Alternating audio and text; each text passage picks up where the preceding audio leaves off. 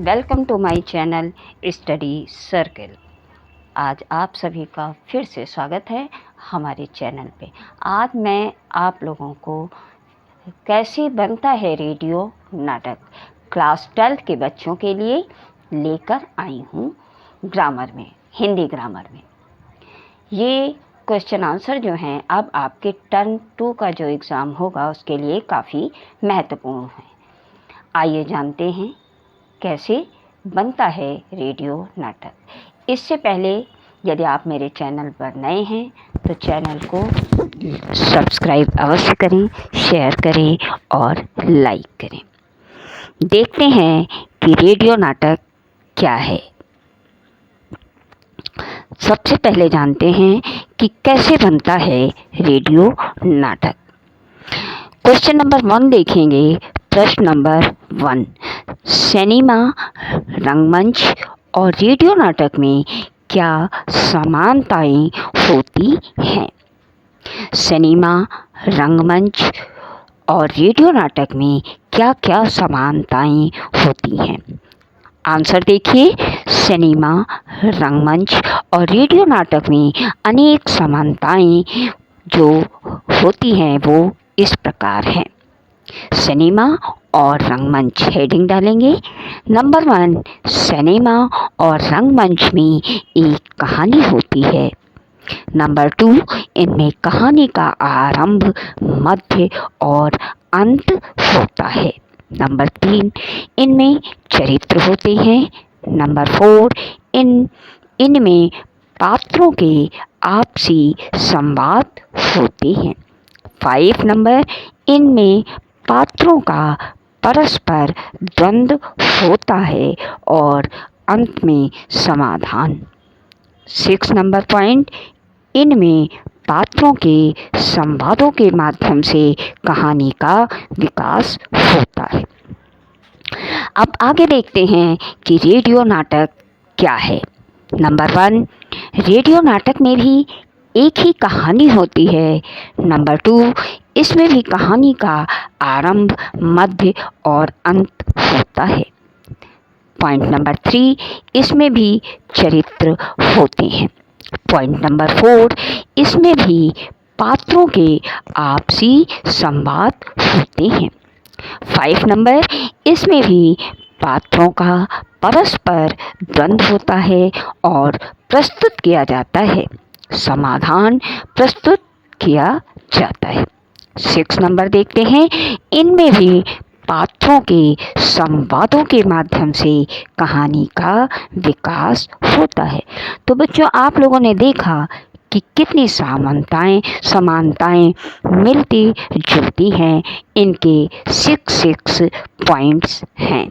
अब आपको इन दोनों चीज़ों में समानताएं भिन्न भिन्न प्रकार की होती हैं, ये आपको पता चल गया है। आइए आगे देखते हैं क्वेश्चन नंबर 2। क्वेश्चन नंबर 2 देखते हैं। सिनेमा, रंगमंच और रेडियो नाटक में क्या क्या असमानताएं हैं? अभी हम लोगों ने पढ़ा कि क्या समानताएं हैं और अब देखते हैं क्या असमानताएं हैं। तो सबसे पहले देखेंगे कि प्रश्न नंबर हम देखते हैं कि उत्तर इसका जब लिखेंगे तो पहले हेडिंग देंगे। उत्तर होगा सिनेमा, रंगमंच और रेडियो नाटक में अनेक समानताएं होते हुए भी कुछ असमानताएं अवश्य होती हैं, जो इस प्रकार हैं। मतलब क्या है? मतलब इसका ये है कि समानताएं होते हुए भी कुछ असमानताएं हैं, यानी कि कुछ बातें ऐसी हैं जो दोनों में मिलती जुलती नहीं हैं। पहला डालेंगे सिनेमा और रंगमंच। पॉइंट नंबर 1, सिनेमा और रंगमंच दृश्य माध्यम है। नंबर 2, इनमें दृश्य होते हैं। नंबर 3, इनमें मंच सज्जा और वस्त्र सज्जा का बहुत महत्व होता है। 4 नंबर देखते हैं। इनमें पात्रों की भाव भंगिमाएं विशेष महत्व रखती हैं। पॉइंट नंबर 5, इसमें कहानी को पात्रों की भावनाओं के द्वारा प्रस्तुत किया जाता है। सिनेमा और रंगमंच के ये पॉइंट हमने अभी आपको बताए। अब आगे देखते हैं रेडियो नाटक। नंबर 1 पॉइंट, रेडियो नाटक एक श्रव्य माध्यम है। देखिए, सिनेमा और रंगमंच जो था वो दृश्य माध्यम था और रेडियो नाटक जो हमारा है वो श्रव्य माध्यम है। पॉइंट नंबर 2, इसमें दृश्य नहीं होते हैं। नंबर 3, इसमें इनका कोई महत्व नहीं होता है। किसका? दृश्य का। नंबर 4, इसमें भाव भंगिमाओं की कोई आवश्यकता नहीं होती है। क्यों? क्योंकि ये श्रव्य है, इसलिए इसमें भाव भंगिमाओं की कोई आवश्यकता नहीं होती है। इसमें कहानी को ध्वनि प्रभावों और संवादों के माध्यम से संप्रेषित किया जाता है, जबकि सिनेमा और रंगमंच में पात्रों की जो भाव भंगिमाएँ होती हैं वो विशेष महत्व रखती हैं। इसमें क्या विशेष महत्व रखता है? ध्वनि कैसा है, उसका प्रभाव कैसा है और संवाद कैसा है।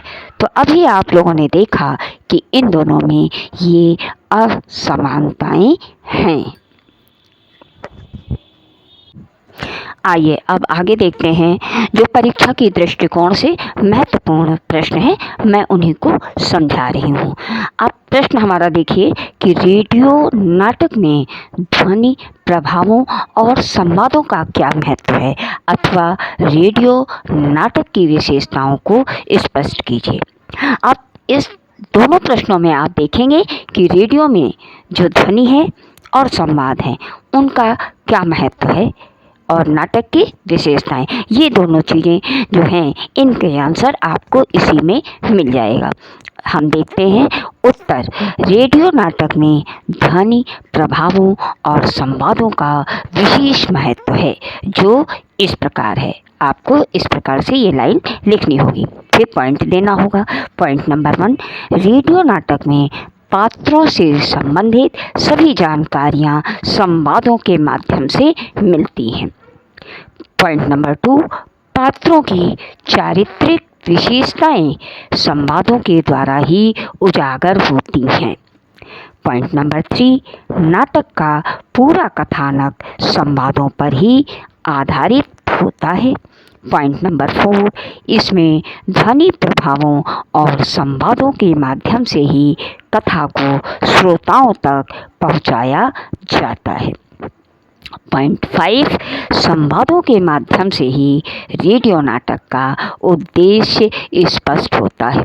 अब आपने देखा कि हमारा उत्तर जो है वो 5 पॉइंट में दिया जा सकता है, क्योंकि इसमें सबसे ज़्यादा जो महत्व है संवादों की है और उसके ध्वनि प्रभावों पे है। जो नाटक का कथानक है वो केवल संवाद पर ही आधारित होता है। सारी जानकारियाँ जो हैं नाटक के अंदर वो हमें संवादों के माध्यम से मिलती हैं। आशा है कि आपको ये समझ में आ गया होगा। अब हम आगे बढ़ते हैं और आगे देखते हैं कि क्या प्रश्न महत्वपूर्ण है। अब मैं उसको आपको बताने जा रही हूँ। प्रश्न नंबर 5 देखते हैं। ये अधिकतर बच्चों को ज्ञात नहीं होता है कि रेडियो नाटक का आरंभ किस प्रकार हुआ, और कभी कभी ये क्वेश्चन पूछ लिया जाता है। तो आइए जानते हैं कि इसका रेडियो नाटक का जो है रेडियो पर शुरुआत कब हुई। सबसे पहले इसको जानना उसके बारे में बहुत आवश्यक है। देखिए, रेडियो पर रेडियो नाटक का आरंभ किस प्रकार हुआ, आइए जानते हैं इसके उत्तर को। उत्तर, आज से कुछ दशक पहले रेडियो ही मनोरंजन का प्रमुख साधन था। यानी जब हमारे पास टीवी वगैरह नहीं थे तो रेडियो ही प्रमुख साधन था। समाचार सुनने के लिए, नाटक सुनने के लिए लोगों के मनोरंजन का एकमात्र साधन था। उस समय टेलीविज़न, सिनेमा, कंप्यूटर आदि मनोरंजन के साधन सभी लोगों के पास नहीं थे। ऐसे समय में घर पर ही बैठकर रेडियो से मनोरंजन का सबसे सस्ता और सुलभ साधन था। रेडियो पर खबरें आती थी, यानी कि समाचार आते थे। इसके साथ साथ अनेक ज्ञानवर्धक कार्यक्रम भी प्रसारित किए जाते थे। रेडियो पर संगीत और खेलों का आंखों देखा हाल प्रसारित किया जाता था। एफएम चैनलों की तरह गीत संगीत की अधिकता होती थी। मतलब एफएम चैनल थे, उनके ऊपर गीत संगीत की भी प्रसारण होता था। धीरे धीरे रेडियो पर नाटक भी प्रस्तुत किए जाने लगे। तब रेडियो नाटक टीवी धारावाहिकों तथा टेली फिल्मों की कमी को पूरा करने के लिए शुरू हुए थे। नाटक लघु भी होते थे, लघु में छोटे होते थे, और धारावाहिक के रूप में भी प्रस्तुत किए जाते थे। हिंदी साहित्य के सभी बड़े बड़े लेखक साहित्य रचना के साथ साथ रेडियो स्टेशनों के लिए नाटक भी लिखते थे। उस समय रेडियो के लिए नाटक लिखना एक सम्मानजनक बात मानी जाती थी। इस प्रकार रेडियो नाटक का प्रचलन बढ़ने लगा।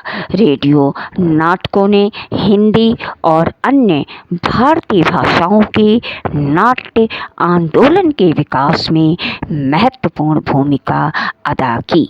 हिंदी के अनेक नाटक जो बाद में मंच पर बहुत प्रसिद्ध रहे, वे मूलतः रेडियो के लिए ही लिखे गए थे।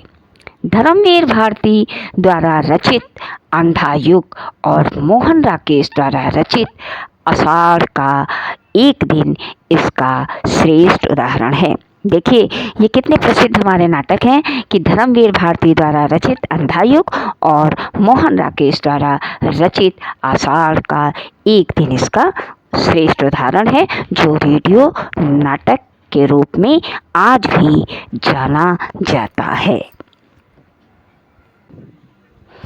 तो बच्चों, अभी आपने देखा कि कैसे बनता है रेडियो नाटक, उसके बारे में, उसकी समानताएं असमानताएं, ये सब मैंने आपको बताया। आशा है आपको हमारा वीडियो अवश्य पसंद आया होगा। आप इसको लाइक करें, शेयर करें और सब्सक्राइब अवश्य करें।